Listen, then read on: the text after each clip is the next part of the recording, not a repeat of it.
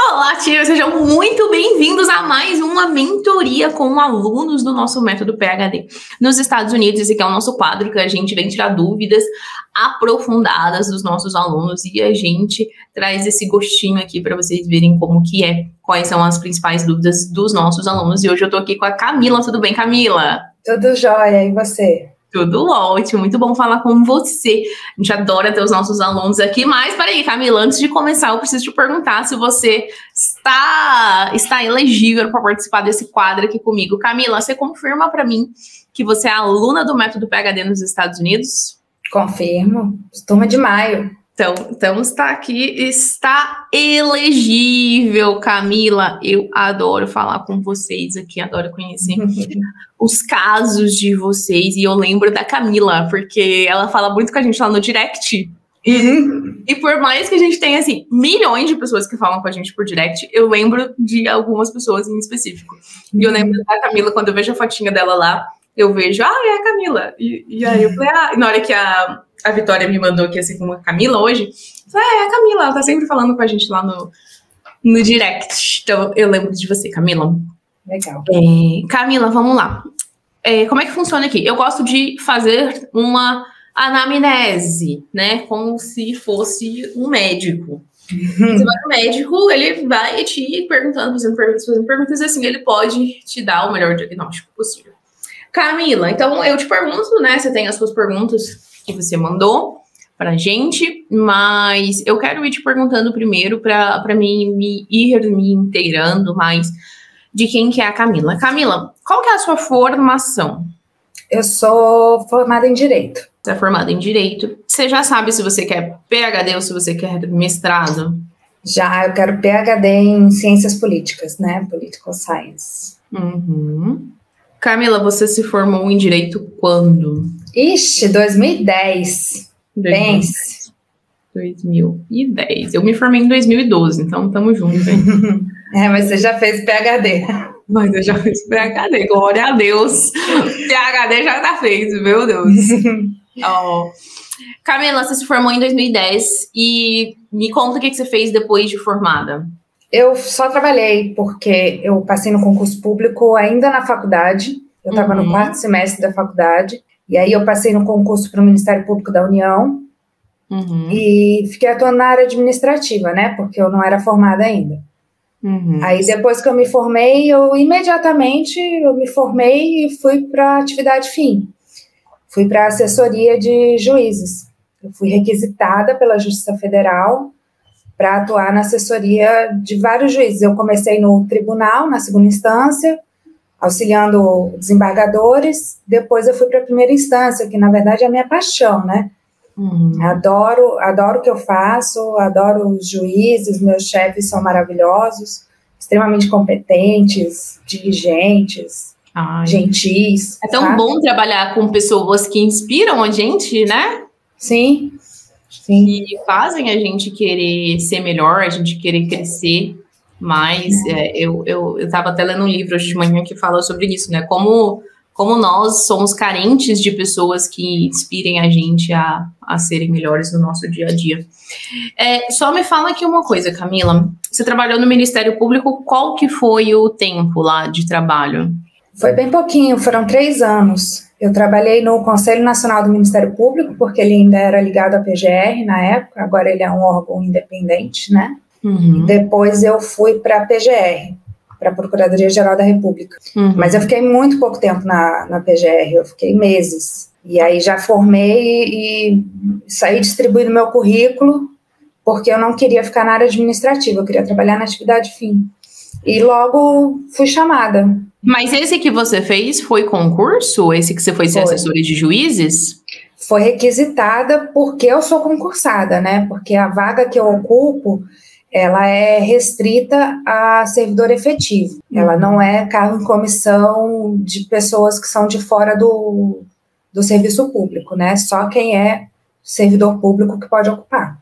Então, como você trabalhava na área administrativa do Ministério Público, assim que você se formou, algum juiz foi lá e falou, eu quero a Camila para vir ser minha assessora. Isso. Entendi. Legal.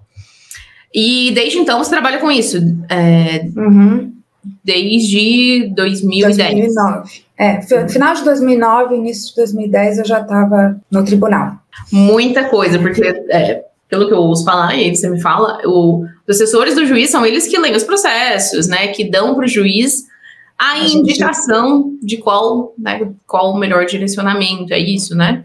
A gente minuta as decisões, sentenças, né?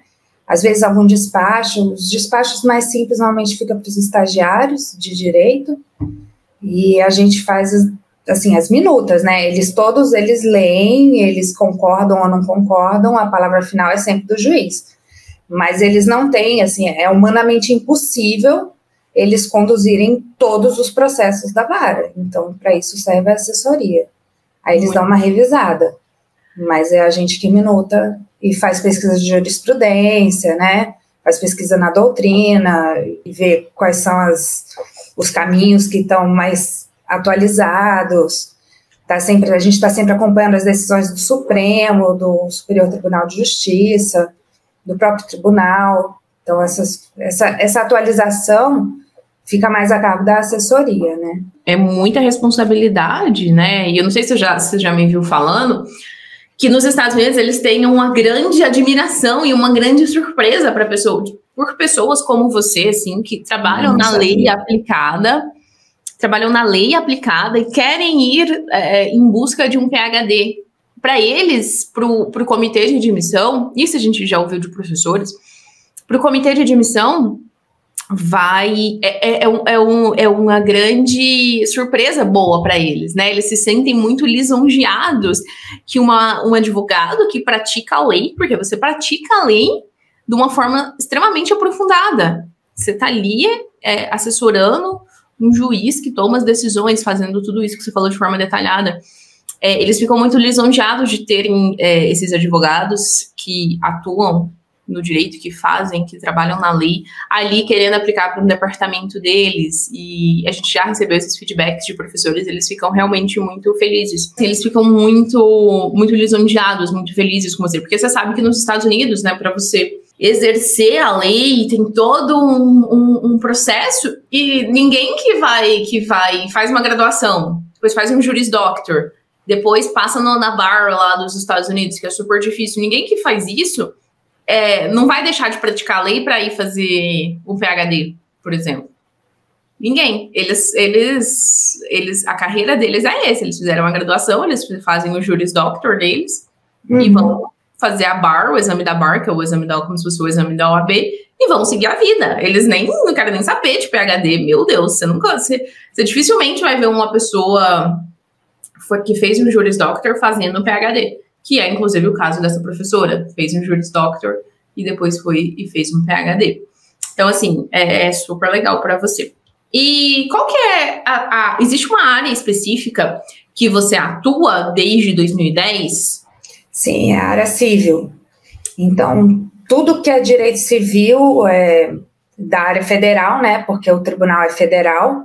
Então, no Brasil, a gente tem essa diferença de competência, nos Estados Unidos também. Eu olho, a parte penal eu não trabalho. Então, eu olho administrativo, tributário, civil, servidor público, previdenciário, tudo isso eu trabalhei já. E sempre foi direito civil? Sempre. Deixa eu te perguntar, deixa eu voltar lá na sua graduação de direito. Você fez TCC? Fiz, mas aí tem um problema muito sério. Qual que é? Eu fui aprovada com nota máxima, tenho até contato ainda com a orientadora, mas eu perdi a minha monografia. Meu HD torrou e eu entrei em contato com a universidade para saber, porque eu depositei na universidade, né? Você é obrigado a depositar na universidade o seu trabalho. E eles perderam. Eita, então ninguém tem. Ninguém tem. E por conta disso, eu tô tendo que escrever meu writing sample agora para conseguir entregar, porque é um documento essencial, né? A sua professora, que foi sua orientadora, não tem esse documento? Também não. Meu Deus, Camila! Isso é muito... eu tô correndo contra o relógio, você não faz ideia, mas o artigo, por incrível que pareça, é a parte mais fácil para mim. Eu escrevo o dia inteiro, todos os dias, e eu gosto de estudar. Você escreve bastante? Uhum. E eu tô acostumada com inglês, né? Eu morei fora 2 anos e estudei direito lá também. Então, Me conta dessa sua morar fora 2 anos, estudar direito. Meu pai, ele é militar e ele foi adido militar na Inglaterra durante 2 anos. Uhum. Eu já estava na faculdade, então eu fiz um curso lá de copyright, não tem nada a ver com a minha área de pesquisa, mas eu também não sabia nada da vida, né, na época. Eu tinha 18 anos. E aí eu lá estudei inglês, eu trabalhei, né, eu convivia muito com os ingleses, os irlandeses, principalmente. Então, eu já vinha estudando inglês há muito tempo, eu já cheguei lá com 12 anos de estudo de inglês aqui no Brasil. Que, assim, chega lá, você vê que você não sabe nada. Com certeza. Mas é mais fácil do que alguém que nunca estudou, né? Depende, tá? Já depende. Cada um é cada um. Já vi casos de gente que estudou a vida inteira, chegou lá e, nossa... Não, até que eu consegui. Não, só que, assim, é claro, eu aprimorei meu inglês. Eu estudei nesse curso que eu fiz na University of London. Eu estudei, eu li muito em inglês, eu gosto de ler inglês. Tudo meu, eu faço em inglês, sabe? Eu não gosto, por exemplo, de ficar vendo vídeo em português. Eu não tenho muita paciência. Então, o meu inglês, ele não parou. Daí, para escrever em inglês, para mim, não é muito problema. E eu já comecei o artigo. Inclusive. Isso é fundamental, Camila. Você nunca abandonou o inglês, né? Não foi lá para a Inglaterra, chegou para o Brasil e abandonou o inglês. Não. O inglês realmente não é problema para mim. Até eu fiz o TOEFL ano passado. E sem estudar, eu só olhei o que é a prova. É isso. Vou lá fazer, vou ver o que vai dar. E tirei 102.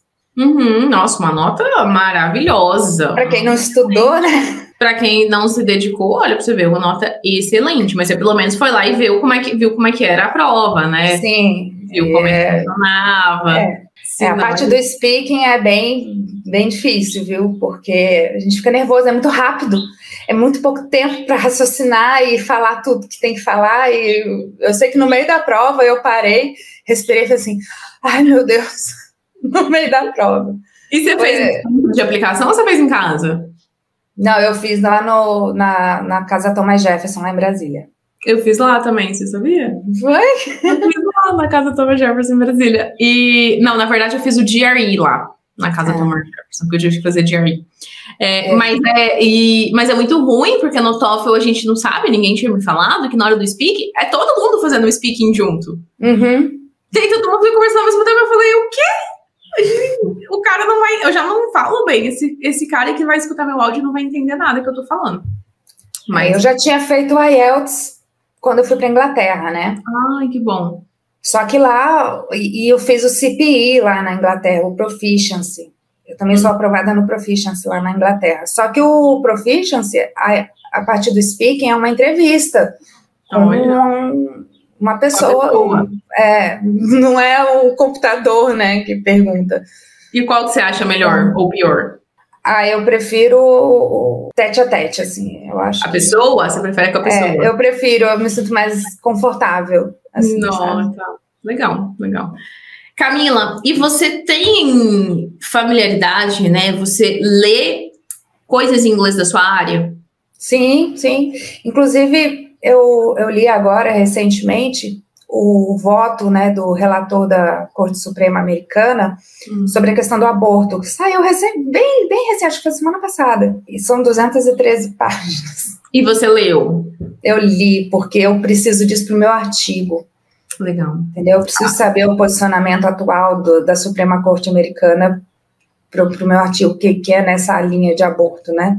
Então, você tem familiaridade com leitura acadêmica da sua área, uma leitura mais formal da sua área do direito, tem familiaridade com os termos do direito. E, Camila, assim, por um lado, né, é uma pena que você perdeu o seu TCC e você tá aí tendo que escrever sua writing sample, sua amostra de escrita do zero. Por outro lado, excelente. Você tá se atualizando de tudo que existe aí na área que você vai tentar. De novo, você está juntando bastante informação e essa informação, tudo que você juntar ali para sua amostra de escrita, ela vai ser usada lá no seu SOP.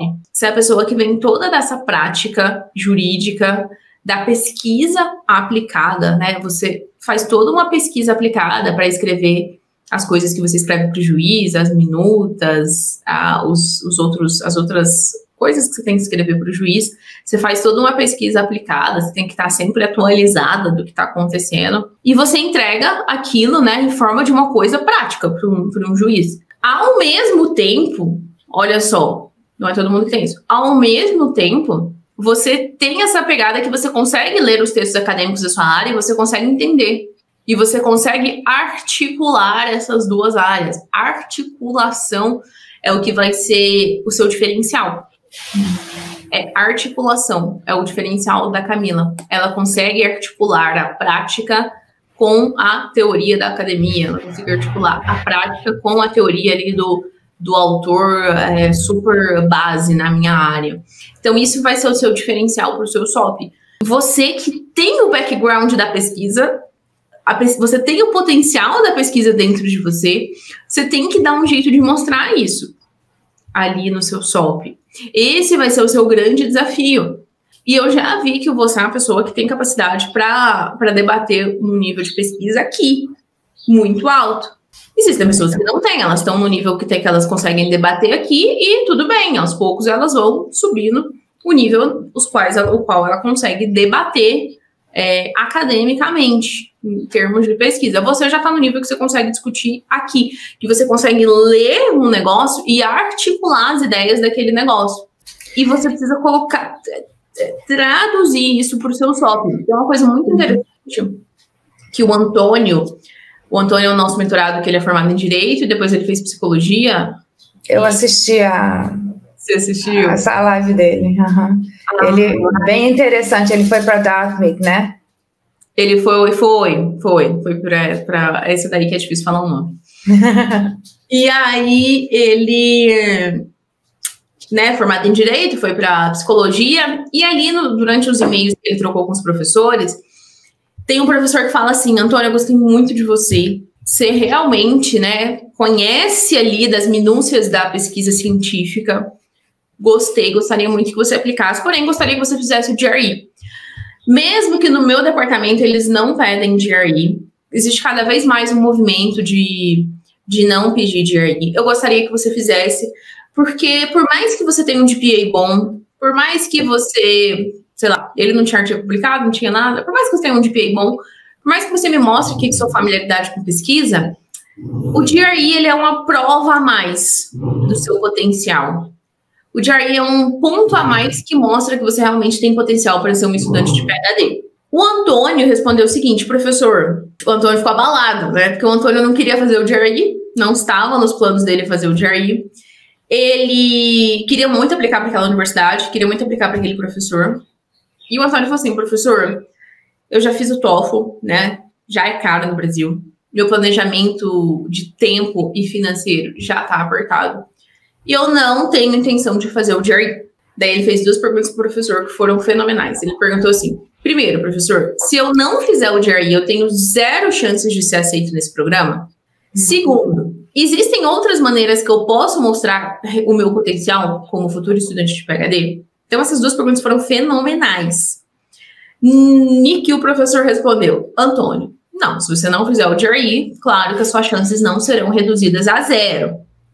Segundo, sim, você pode mostrar o seu potencial como estudante de PhD, como futuro estudante de PhD, através da sua amostra de escrita e através do seu Statement of Purpose, da sua carta lá motivacional. E assim fez o Antônio e foi aprovado com esse professor.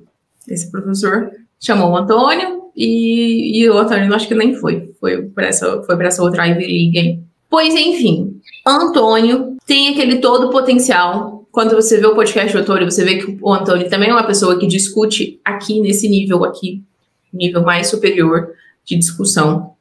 E ele conseguiu mostrar isso através da amostra de escrita dele e através da carta de motivação dele. Principalmente porque, né, eu vi as cartas de motivação do Antônio e a gente fez todo esse trabalho com o Antônio para ele conseguir demonstrar esse potencial dele. Principalmente porque ele fez um trabalho muito de falar de pesquisa na carta de motivação. Você, Camila, você vai pegar toda essa sua experiência aqui de 12 anos na assessoria de juízes, cara, isso é muito top. Porque na hora que o comitê de admissão pega e fala, pô, a Camila ficou 12 anos assessorando um juiz. Juiz é o cara mais alto da lei ali.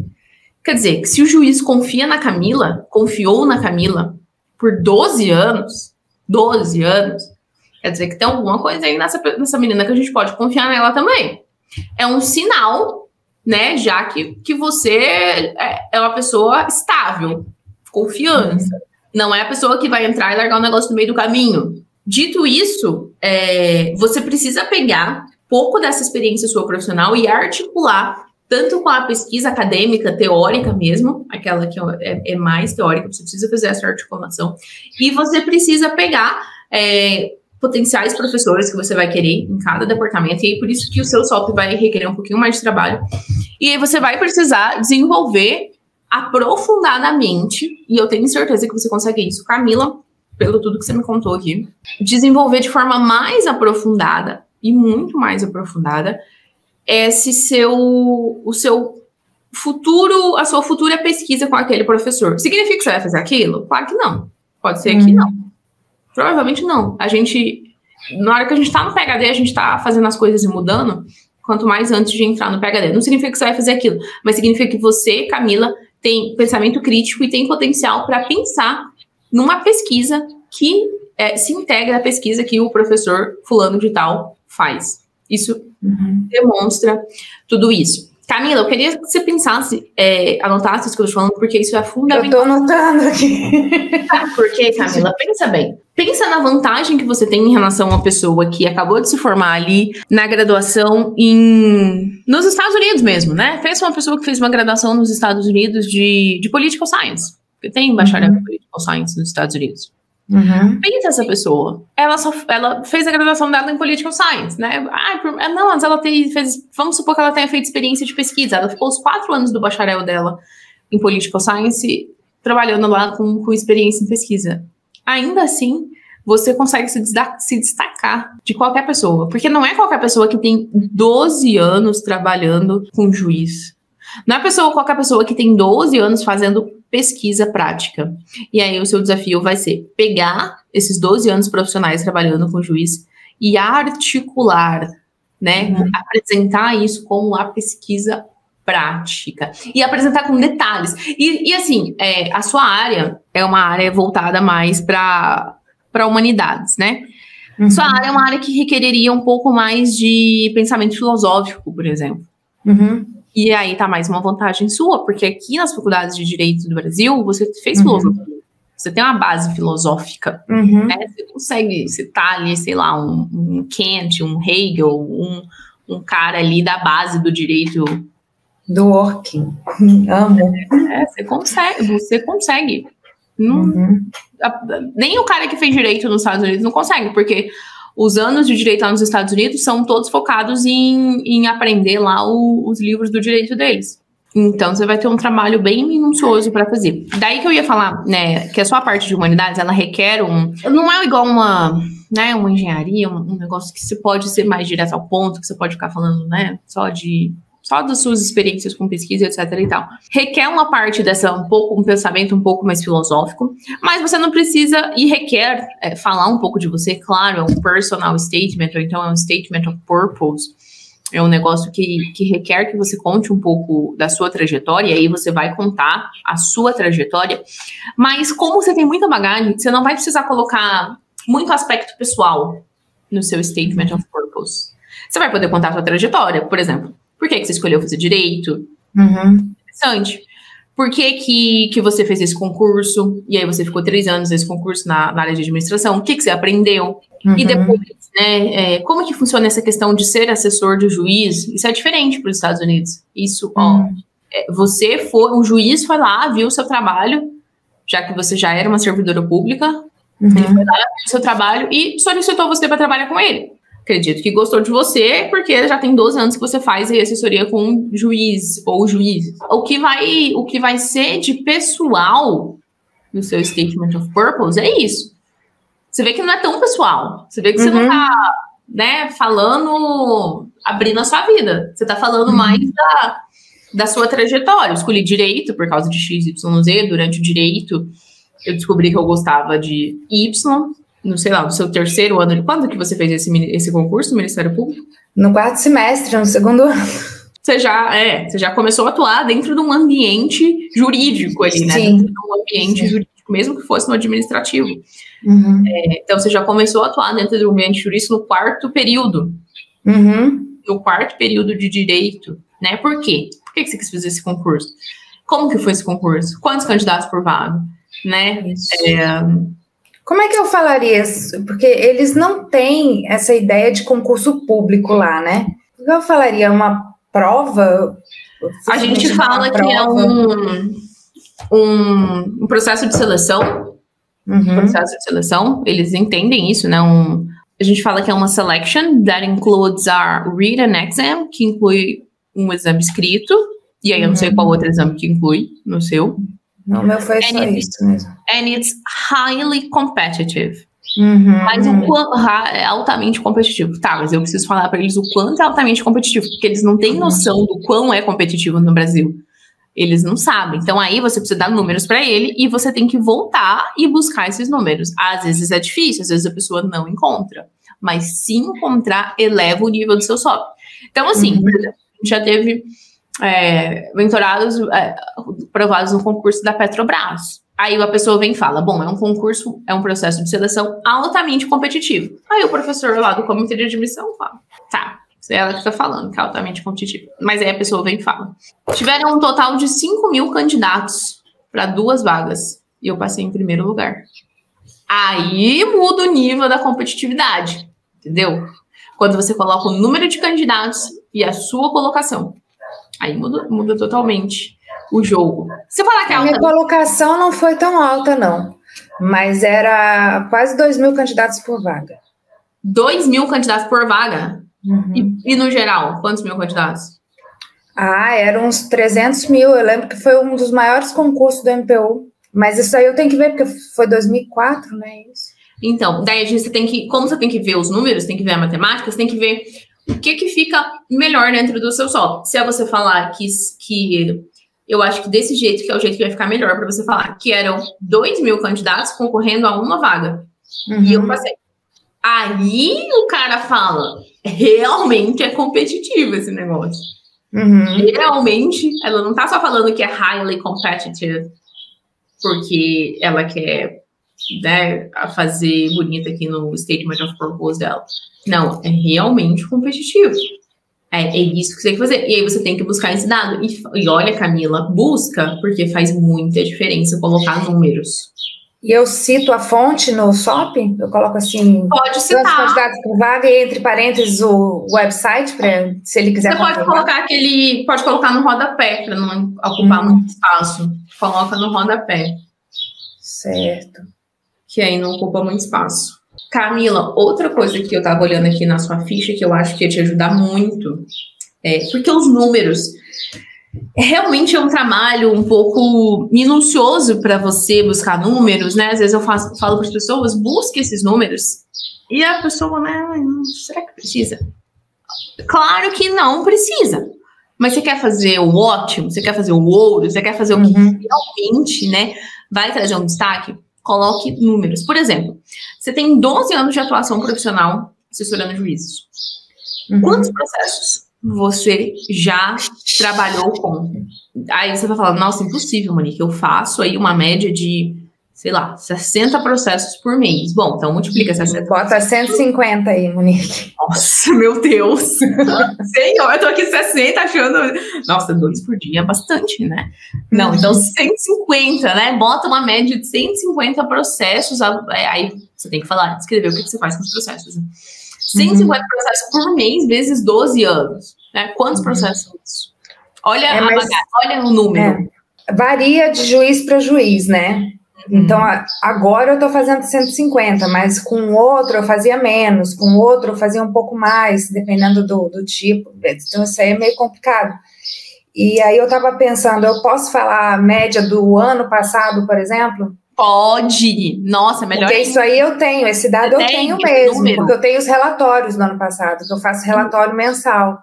E você tem o número, né? Por exemplo, em 2021... eu tenho o número certo. Um número específico. Caraca, isso. Muito melhor do que a média. Eu tenho relatório.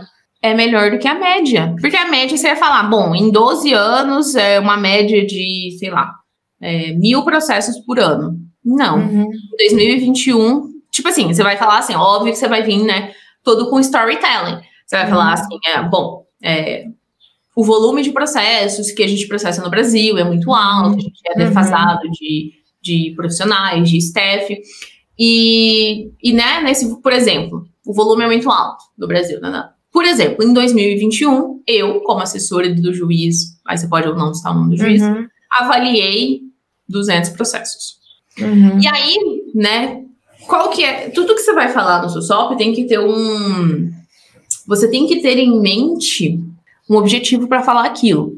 Qual é o seu objetivo para você falar isso, né? Tudo que você for falar no seu SOP existe um objetivo. Por exemplo, você vai falar dos candidatos por vaga no concurso. Qual é o seu objetivo para você falar isso? Você é dedicada, você consegue passar numa prova. Você tem as habilidades necessárias para estudar para uma prova, ou seja, você tem as habilidades necessárias de um estudante. 2021, número de processos. Qual que é a sua intenção em falar aquilo? O que você quer comunicar com aquilo? Bom, olha a bagagem que eu tenho de processos. Olha o quanto eu sei, olha o quanto eu pesquisei, olha o que eu aprendi, né? E aí você vem e dá uma concluída lá no seu SOP. Bom, com todos esses processos ao longo de 12 anos trabalhando, eu adquiri habilidades ou eu desenvolvi muito mais minhas habilidades de pesquisa prática, leitura científica, articulação de argumentos, XYZ. Habilidades que você conseguiu desenvolver, porque você lê 1.000 processos por ano. Isso é super interessante. Tudo que é dito tem que ter um propósito. Eu tenho só uma dúvida. Não sei se você reparou, mas em 2004 eu estava no 2º ano da faculdade. Eu me formei no final de 2009, né? Então você vê que é muito tempo, certo? Eu fiquei mais do que 5 anos na faculdade. E isso aconteceu porque eu fui diagnosticada com transtorno bipolar no meio do caminho. E aí, no final de 2007, as minhas notas foram 0, 0, 0, 0, 0, porque eu abandonei a faculdade, eu não conseguia ir na faculdade porque eu estava doente. E aí eu fui jubilada, aí eu fui me tratar, me tratei, 2 anos depois eu fui reintegrada e terminei. Faltava só uma monografia e 2 matérias. Eu falo isso no SOP? Vai explicar esse gap aí? Eu não sei se você já viu a história da Carol, que ela também é formada em Direito. Hoje ela faz mestrado em Educação nos Estados Unidos. E ela odiava o Direito. Ela odiava fazer Direito. Então ela se matriculava nas disciplinas e não ia. E não trancava. E ficava com um monte de 0. Você matriculava, não ia, não trancava e ficava com 0. É o mesmo que aconteceu com a Carol. Ela não gostava de Direito e demorou para se formar e não ia nas disciplinas, enfim, caiu muito o GPA dela. Do total, você ficou quanto tempo para se formar? 7 anos. 7 anos. Tá. É porque teve 2 anos aí que eu tava jubilada, né? E aí, tem esse gap no seu histórico? Tem. Eu acho. Mas porque você tem muita coisa para falar no SOP, de trajetória, de bagagem, Desculpa, de background, de você realmente ser uma boa profissional do direito. Porque eu acho que você tem muita coisa, e geralmente vão ser 2 páginas, não vão ser mais do que isso. E isso vem aqui, seu GPA, ele deu uma abaixada, né? É menos de 3, seu GPA? É. Então, aí, pra mim, isso cabe mais no adendo. Pra mim, isso cabe mais num adendo. E você pegar uma carta de recomendação da sua graduação, por mais que seja antiga. Porque na carta de recomendação, você pode pedir, por exemplo, da sua orientadora de TCC. Você sabe o título do seu TCC? Sei, isso daí eu sei. Seu currículo? Já botei. Inclusive, eu já encaminhei meu currículo para vocês. Então, assim, já tem o seu TCC lá. Você tem eu acho que essa professora, se você tem contato com ela, você falou que tem ainda, né? Tem. Seria uma boa opção para te dar uma carta de recomendação, justamente para ela dar aquele carimbo da autenticidade da sua história. Qual que era a média lá na sua faculdade? 5. Isso já é um negócio que é abaixo de GPA. Então, daí você já começa explicando por isso daí, que o GPA era 5. Então, mesmo que você tirasse o suficiente para ser aprovado nas matérias, seu GPA já seria baixo. Além disso, você teve um problema de saúde, no qual você ficou com 0 em várias disciplinas, o que alterou também o seu GPA. E você pode ser breve, só que assim, tá vendo como vai ser breve? O adendo vai ser melhor, porque o adendo vai ser só para explicar do seu GPA, somente. E aí você vem com a carta da professora falando assim que, olha, Camila, né, conheço a Camila, daí não sei se ela te deu outras matérias antes, ela te deu outras matérias? Não, ela foi só minha orientadora. Mas o que ela fazia lá no curso de Direito? Ela foi orientadora convidada, ela não era do quadro da faculdade. Você tem alguma de carta de recomendação? Eu tenho uma outra professora, que agora ela permanece no quadro da faculdade, que já disse que faz a carta de recomendação para mim, que é só eu escrever e mandar para ela. Essa vai ser melhor, então, porque ela ainda melhor, né? Essa vai ser melhor do que a do TCC. E os outros dois, eu imagino que possam ser juízes, né? Meus 2 chefes, inclusive, eles super apoiam a ideia, estão super empolgados, falaram que se eu precisar de qualquer coisa, pode contar com eles. Ai, que bom. Então a sua carta da academia vai ser dessa professora. Tá. E aí ela vem ratificando a sua história. Que, né, Camila era uma excelente aluna, conheço ela desde o começo e tal. Apesar dos problemas de saúde que ela teve que se afastar da universidade por algum tempo. Mesmo assim, ela continuou excelling nas academic skills dela, conseguiu finalizar o direito. Além disso, conseguiu passar num concurso que não é comum para aluno de direito, né? E ela conseguia conciliar as responsabilidades dela, né, na administração pública, um cargo de responsabilidade. Ela conseguia conciliar responsabilidades no cargo público com a vida acadêmica. E aí ela consegue autenticar todo o seu história que você está contando no seu adendo. Quando a universidade fala que é nas últimas 60 horas, 60 horas crédito, né? Isso. É uma matéria só para mim. Uma matéria do direito. Mas não é assim que calcula, tá? Não? Você tem que dividir... tem lá na aula de GPA. Não tá, você já viu? Tem na aula de GPA. Eu olhei, eu não me lembro desses 60 horas aí. Dá uma olhada no FAQ também. Se não tiver na aula, tem no FAQ. Aí Mas você tem que dividir por 15. Você tem que dividir por 15. Você tem que dividir por 15 para ver quantas horas que dá no seu histórico. Tem que fazer uma conta, não é direto. Não, meu histórico ele tem 4 créditos e aí 60 horas crédito. Ele tem as duas informações. Então, é esse 4 aí? Não é as horas. Porque tem história... Eu já tava feliz, porque meu GPA ia ser 4. Na uma matéria, né? Na última matéria.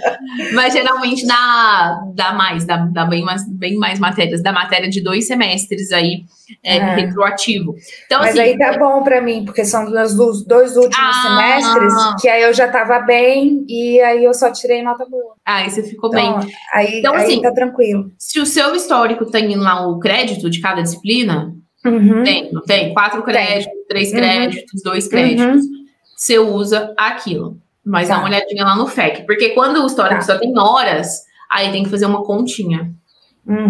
Não, o meu tem os créditos e as horas. Porque cada crédito para o UNB vale 12 horas. Cada crédito vale 12 horas. Tá, é isso. Não, mas, vale 15 horas, perdão. Vale 15 horas. Eu quero que você olhe lá no FAQ. E se não tiver essa informação bem clara lá no FAQ, manda para mim lá na comunidade a instrução desse programa. Manda a instrução do programa. Sabe o que o programa fala? O GPA dos últimos 60 créditos. Quando é dos últimos 2 anos... Aí é 2 anos. 2 anos.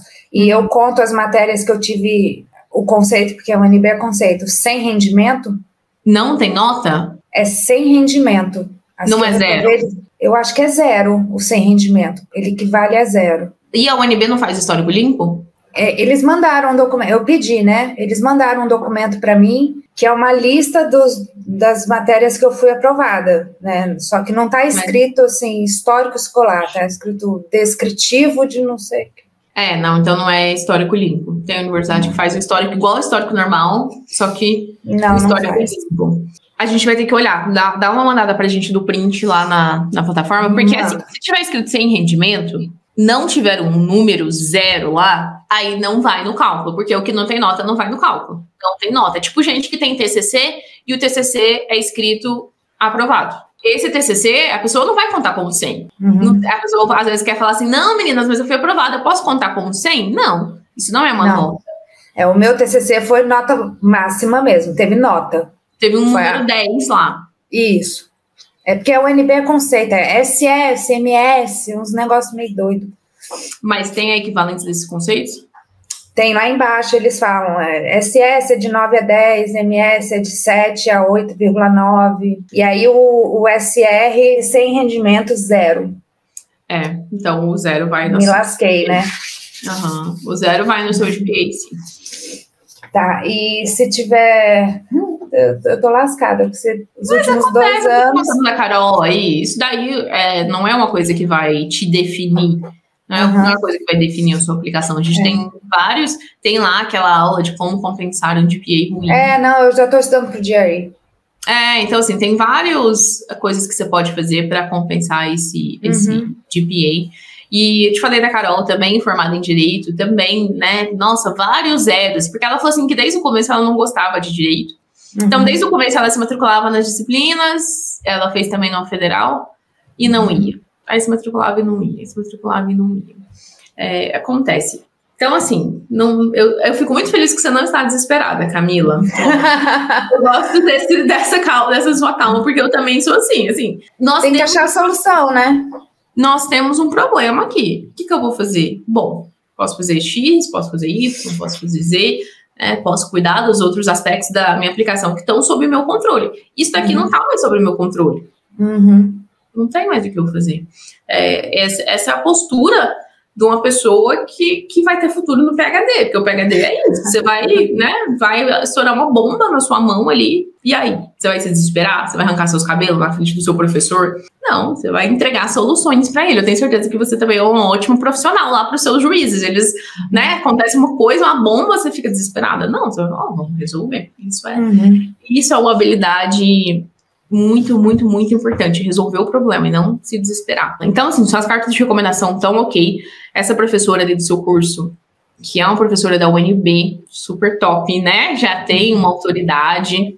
Aí, para ela colocar, você coloque como você vai fazer o rascunho dela, coloca na carta dela essa autoridade, né? O que é ser um professor de uma UNB, há quantos anos ela dá aula lá, quais as disciplinas que ela dá aula. Coloca essa autoridade para ela e fala e dá para ela essa coisa de contar a sua história como estudante, para que essa parte da sua vida, que foi uma parte muito pequena, fique só ali como uma coisa que aconteceu. E aí venha todo esse outro aspecto de você como profissional, como pesquisadora, como uma pessoa que consegue ler, que consegue articular, para que tudo isso venha à tona muito mais forte, de forma muito mais visível do que esse outro aspecto aqui. E aí, Camila, mais alguma pergunta? Não, vocês responderam muita coisa na comunidade já. Aí eu fico meio assim de perguntar aqui. Mas pode perguntar, nós estamos aqui para responder tudo, até para falar, vamos falar sobre nada. Para quais as universidades que você quer ir, por exemplo? Você já tem suas preferidas? Um monte. Eu e meu marido, né, porque tudo começou com um e-mail que eu recebi de um site chamado Global Scholarship, não sei se você já ouviu falar, falando assim, estude em Yale, isso em inglês, né, estude em Yale de graça. Aí eu, brincando, falei com ele, imagina estudar em Yale de graça. Ele vai, por que não? Você sempre quis isso? Começou assim, então a gente já tem tempo que a gente vem procurando universidades e tal. Com a prática, né, você acaba sendo mais ligeira para identificar se aquilo combina ou não com você. Então, no início eu demorava e ficava procurando professor e não sei o quê. Aí agora não, eu já leio os requisitos, vou direto no faculty e vejo se tem algum que se alinha comigo, né? E aí eu já falo assim, não, essa universidade aqui não dá não, vou para outra. Aí a gente pega um mapa dos Estados Unidos e começa, onde é que a gente vai morar? É aqui, aqui, aqui. Não, esse estado aqui não dá, é muito frio, essa cidade aqui tem alto índice de insegurança. E aí, essa parte é divertida. Quando eu preciso descansar, eu faço isso. Não aí, Camila? Essa parte é divertida. Aí, assim, a gente escolheu a Flórida, né? Eu acho que mais por causa do clima, receptividade para estrangeiro e tal. Michigan, porque eu gostei muito da universidade. Boston University, a UC Davis, também é uma ótima universidade. A UC Berkeley. E aí, claro que tem que ter a Ivy League, né? A gente, assim, tem que sonhar alto, a gente mira lá em cima, vai que... Tem espaço para o sonho, tem espaço. Vai que, né? Aí coloquei Harvard, Yale, Brown. Mas vem cá, Camila, sabe que a gente teve um mentorado do Political Science que ele teve um feedback excelente do professor de Cornell. Maravilhoso, o professor ia ler o SOP dele, o professor fez entrevista com ele, o professor de Cornell, né? Pensa. Então, tipo assim, ele tava na boca de Cornell, tinha um inglês fluente, né? Já tinha morado nos Estados Unidos 2 vezes, um cara excelente. Só que ele não fez o TOEFL. Ele não passava no TOEFL. Na verdade, ele nunca fez. Ele nunca fez o TOEFL. Acho que ele deu uma travada ali de insegurança mesmo, sabe? E nunca fez o TOEFL. E aí, claro, né? O professor não vai ficar esperando você o resto da sua vida. E daí, né? Cornell virou poeira. Então, assim, você já começou a contratar professores? Já tive feedback. Bem legal, já estou no 3º e-mail com o professor. Que maravilhoso. Teve uma outra que já pediu o CV, mas ela ainda não retornou, né? Eu já mandei o CV, mas eu imagino que ela, sendo muito ocupada, também não pode ficar só disponível para mim, né? Com certeza. Mas logo ela deve responder.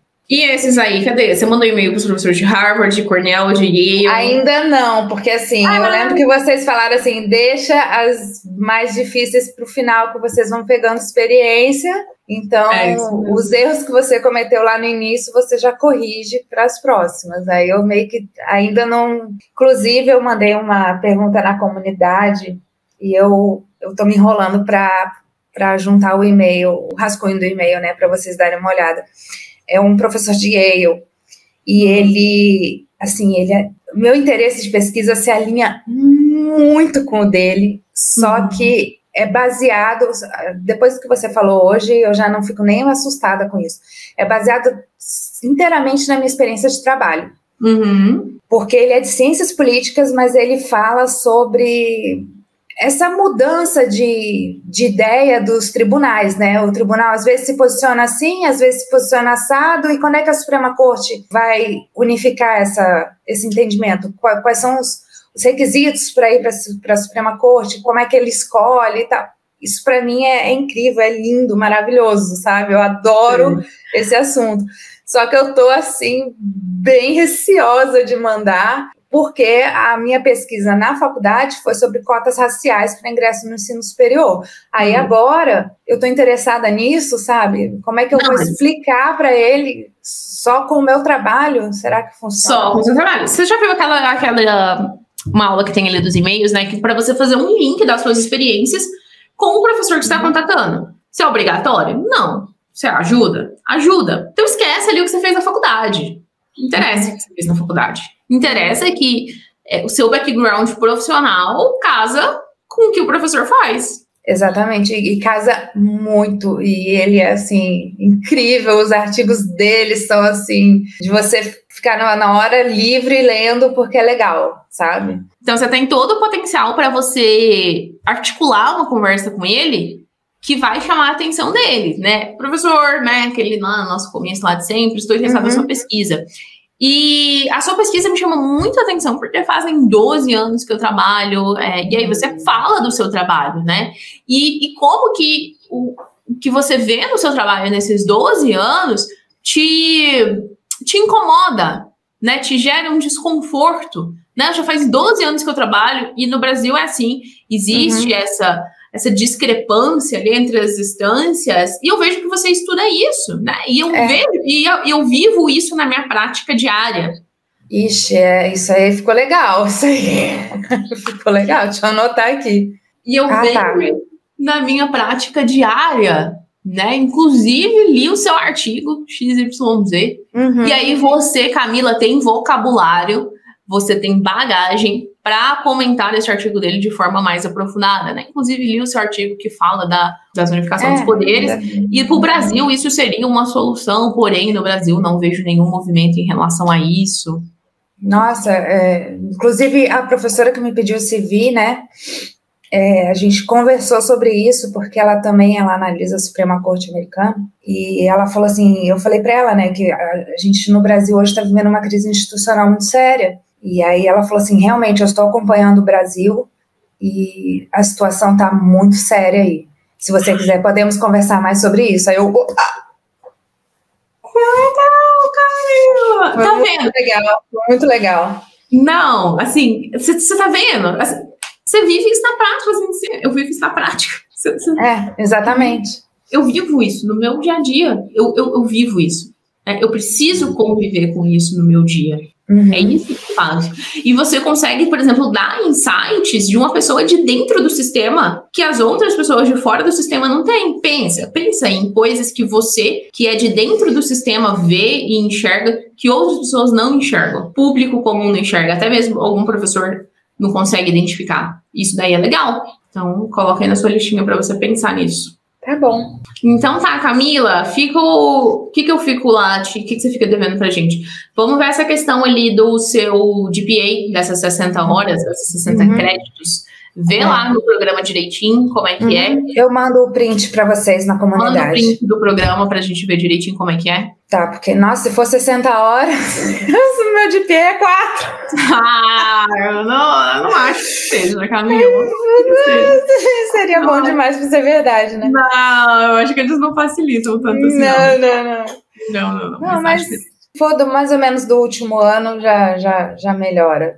Geralmente é do último ano, ou é do último ano, geralmente, ou dos últimos 2 anos. Mas já ajuda. Geralmente a gente sempre caga no começo da faculdade, depois no final a gente conserta. Mesmo porque no final eu já tava mais madura mesmo, né? Porque já era 2007, eu já tinha 25, eu voltei em 2008, final de 2008, né? Então já tinha mais uma idadezinha aí, já. Eu tô com 40, né, hoje.